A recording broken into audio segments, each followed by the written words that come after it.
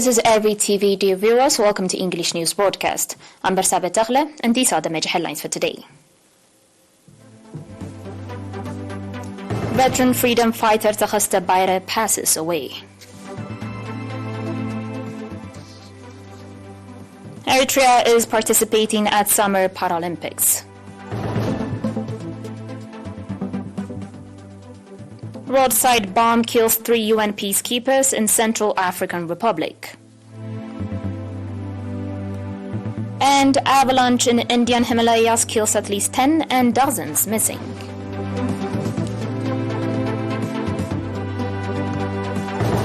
On your local news, veteran freedom fighter Mr. Takhasta Bayre, Secretary General of the National Confederation of the Eritrean Workers, passed away at the age of 69 due to short illness.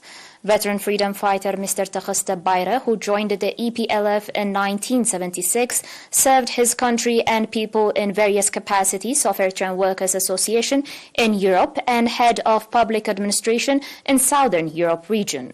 After independence, veteran freedom fighter Mr. Takhasta Bayre served his country and people with utmost dedication since 1994 as chairman of the National Confederation of the Eritrean Workers.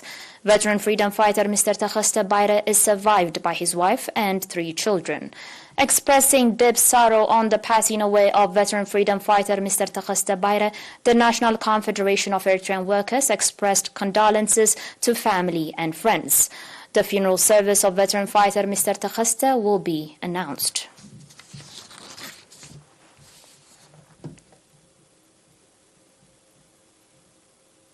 Proceeding with the news, Eritrea is participating at the Summer of Paralympics 2022 that is underway in Sochi, Russian Federation from 2 to 9 October under the theme We Are One in Sport. At the Paralympics, in which 20 countries are taking part, 3 disabled athletes, including 1 girl in table tennis, are representing Eritrea. Eritrea is participating at the invitation extended to it by the National Committee of the Paralympics of the Russian Federation to the National Paralympics Committee of Eritrea. Paralympics 2022 incorporates table tennis, athletics, swimming, chess, and handball, among others. Eritrea became a member of the International Paralympics Committee on 11 December 2021 at the General Meeting held in Taiwan.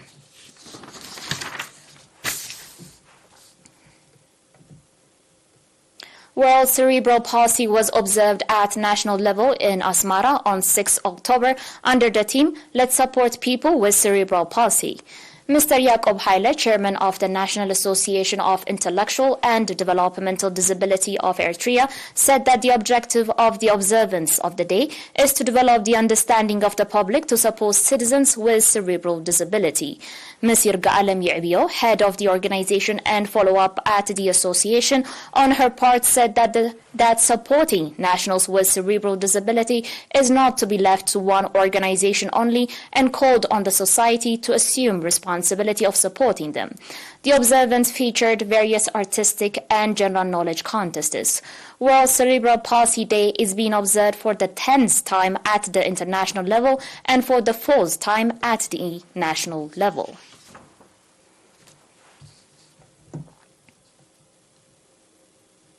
On your last local report, 3 weeks training on documentation was provided to 29 members of the Eritrean Police and Security.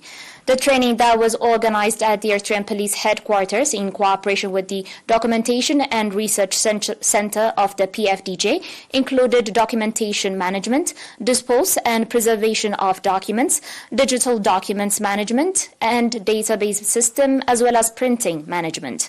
At the concluding event of the training on 4 October, Mr. Tesfalid Tagle from the Documentation and Research Center at the PFDJ said that the objective of the training was to develop the capacity of the staff members of the Eritrean Police and Security and enable them provide effective and timely service.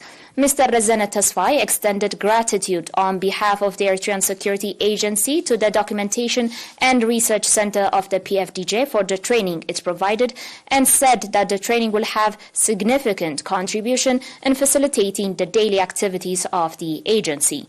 Pointing out that the importance of the training, beneficiaries of the training expressed readiness to live up to the expectations.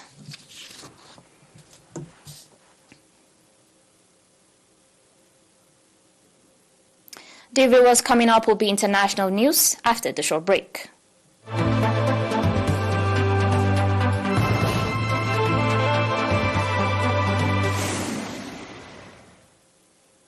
Welcome back.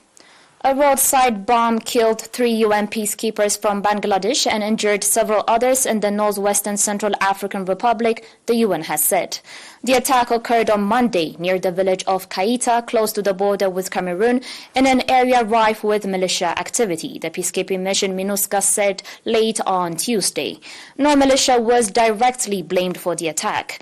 MINUSCA, officially known as the United Nations Multi-Dimensional Integrated Stabilization Mission in the Central African Republic, said it has launched an investigation into the explosion.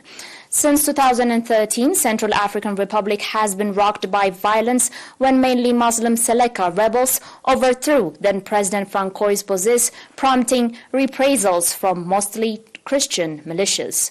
According to the UN, the conflict has uprooted more than 1 million people.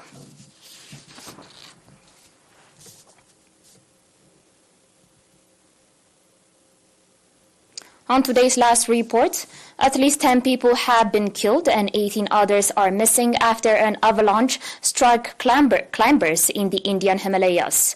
Dozens of mountaineer trainees were trapped in the avalanche on Tuesday morning near the summit of a mountain in the northern state of Uttarakhand.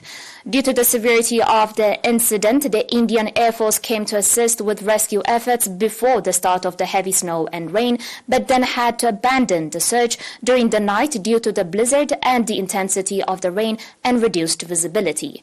After rescue operations resumed in the morning, state police said in the statement that rescue teams were able to recover the bodies of 10 climbers. So far, 14 people have been rescued from the avalanche site at an altitude of 4,900 meters above sea level. And according to the police, 5 people have been taken to a local hospital in the region for treatment of their injuries. You're still watching us on ERi-TV, dear viewers, and now recap of today's major headlines. Veteran freedom fighter Takhasta Bayra passes away. Eritrea is participating at Summer Paralympics. Roadside bomb kills 3 UN peacekeepers in Central African Republic. And avalanche in Indian Himalayas kills at least 10 people and dozens missing.